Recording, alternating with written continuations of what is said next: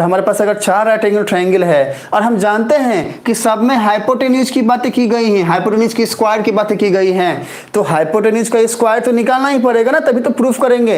यहाँ पर है ए का स्क्वायर, हमारे पास ए है, ए का स्क्वायर निकालेंगे, बी डी का स्क्वायर निकालेंगे, ए बी का स्क्वायर निकालेंगे, डी का स्क्वायर निकालेंगे। अब ये सारी बातें निकलेंगी कैसे? राइट एंगल ट्रायंगल के वही पाइथागोरस वाले भैया के पास जाएंगे और वो हमें बताएंगे कैसे निकलेंगे। उनके पास एक फॉर्मूला था कि एच स्क्वायर इक्वल्स टू बाकी के बचे हुए दो साइड के स्क्वायर मतलब P square plus B square for a right angle triangle. अगर हाइपोटेन्यूज का स्क्वायर निकालते हो तो वो बराबर होता है, इक्वल होता है किसके? बाकी के बचे हुए दो साइड के स्क्वायर के सम के इक्वल होता है। ये हम जानते हैं, वी नो इट, हम जानते हैं इसको। आते हैं टॉपिक पे।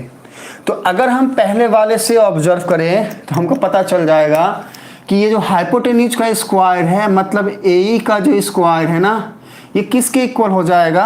एक काम करते हैं, एक लाइन से लिखते हैं। देखो सुनो बच्चा, ए का स्क्वायर क्या हो जाएगा? हाइपोटेन्यूज का स्क्वायर क्या होता है? बाकी के बचे हुए दोनों साइड के स्क्वायर के सम के इक्वल। तो हम क्या लिख सकते हैं? ये वाला ए का स्क्वायर इक्वल्स टू सी का स्क्वायर प्लस ऑफ सी ए या फिर ए सी का स्क्वायर। देखो सुनो ध्यान से बच्चे, हम लिख सकते हैं सी का स्क्वायर, ठीक है ना, प्लस ऑफ ए सी या फिर सी ए का स्क्वायर। देखो सुनो ध्यान से बच्चे, हमने क्या लिखा है? हम लिख सकते हैं सी का स्क्वायर प्लस ऑफ ए सी का स्क्वायर, या तो ऐसा लिख दो या फिर ए सी का स्क्वायर प्लस ऑफ सी ए का स्क्वायर। दोनों में दोनों सही है, आपकी मर्जी, जो लिखना है लिखो।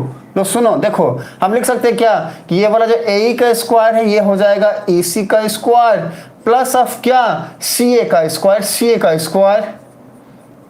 तो ये हमें मिल गया पहला पॉइंट, ठीक है। अब देखो इस वाले डायग्राम से हम क्या पाते हैं कि बी डी का स्क्वायर इक्वल्स टू वापस से बी सी का स्क्वायर प्लस सी डी का स्क्वायर। क्या लिख सकते हैं हम यहाँ पे?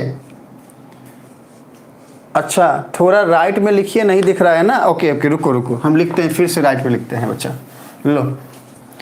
लो फिर से राइट में लिखते हैं। ये वाला भी तो लिखना पड़ेगा ना फिर राइट में। रुको फिर से राइट में लिखते हैं। लो देखो सुनो, नीचे लिखते हैं थोड़ा सा, आई थिंक अब दिख रहा होगा। हाँ चलो, तो लिख देंगे A square plus of B D square equals to A B square plus of D square. हमें यही तो प्रूफ करना था ना। लो हमने लिख दिया, ये हमें प्रूफ करना है, ये हमारा की पॉइंट है। अब देखो ध्यान से बच्चे, अब हम पहले वाले से कहाँ गया? ये है ना, पहले वाले से हमने क्या पाया? फ्रॉम फर्स्ट, इससे हमने क्या पाया? हमने पाया A square equals to A C square plus C A square, ये हमने बोला इक्वेशन फर्स्ट है। सेकेंड वाले से हमने क्या पाया? B D square equals to B C square, ये बी डी स्क्वायर है बच्चे, हाँ ये बी डी स्क्वायर है। B D square equals to B C square plus of C D square, ये हमारा सेकंड है। कहीं पे भी डाउट आए पी लिखिएगा, बार बार पी लिखिएगा, ठीक है। आओ देखो सुनो, ये दो बातें हमने लिख दिया। अब तीसरे वाले से हमें क्या मिलेगा? ए बी स्क्वायर मिलेगा ना। लो लिखो, A B square equals to, लिख सकते हैं ना, B C square plus of C A square, ये तो लिख ही सकते हैं। B C square plus of किस में? इसमें देखो ध्यान से, तीसरे वाले में क्या लिख सकते हैं? A B square equals to B C square plus of C A square लिख दो या ए सी स्क्वायर लिख दो। तो B C square plus C A square लिख दो या ए सी स्क्वायर लिख दो। ये हो गया इक्वेशन 3। और फोर्थ में हम क्या लिख सकते हैं? D square equals to E C square plus of C D square. क्या लिख सकते हैं? D square equals to E C square plus of C D square. ये हो गया 4। अब जैसे ही हमने ये लिखा तो हमारी ऑब्जर्वेशन ये आई कि अच्छा देखो, हमेशा याद रखना कहाँ पे पिंच करना है खुद को, कि क्या प्रूफ करना है, क्या फाइंड करना है, उस तरफ ले जाना है खुद को। तो हमें क्या फाइंड करना है, वहाँ फिर से जाएंगे, क्या प्रूफ करना है, ये वाली बातें। इसमें क्या क्या है? ए स्क्वायर है, मिला क्या? यहाँ मिला। बी डी स्क्वायर है, मिला क्या? यहाँ मिला। ए बी स्क्वायर है, मिला क्या? यहाँ मिला।